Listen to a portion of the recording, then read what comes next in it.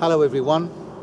I've just finished taking the act of remembrance here in St Mary's Churchyard. You can see the war memorial behind me and the wreaths, and I'm wearing my special clothes that I wear, my special robes, which I use on Remembrance Sunday and will on Armistice Day too, the 11th of November, Wednesday, when I'll take a service, an act of remembrance at Field. And I'm sure you know what this is. Piece of red paper, piece of green paper, piece of green plastic, piece of black plastic.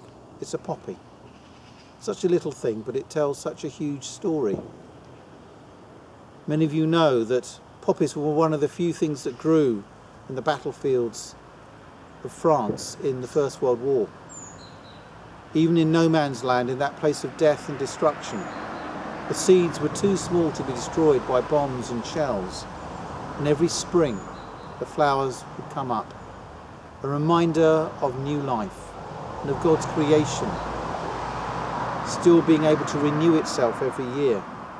But the red too, for the red of the blood shed of all those soldiers who died, the millions who died. For all of you, the First World War and the Second World War, which we both remember especially today, are history.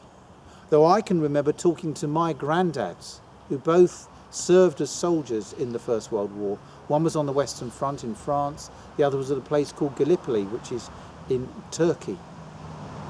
And they would never talk to me much about what they experienced. It was too hard for them, too painful.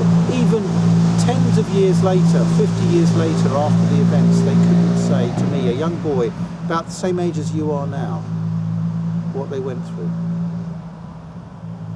And people are going through that now throughout the world. War and conflict. You'll know that families, whole communities, are having to leave their places, their homes, because of violence. And we remember today those who've died in the past, but we also try and think of those who are suffering now. And try and commit ourselves to be people of peace. Jesus said to his disciples on the night before he died on the cross, "Greater love has no one than this, to lay down your life for your friends." And Jesus thought of his disciples as his friends. And he laid down his life not just for his friends, but for the whole world. He didn't strike back. He allowed himself to die, and he rose again, so that his life and his love, life and the love of God, could be shown in the world as it still is today. Despite all our worries about the virus, can we all try and care for each other? Be courageous in doing what we can to keep people safe, and remembering those who are suffering now, and do our best to help others in any way we can. May God bless you this Remembrance Tide, and may you know that greater love in your life too.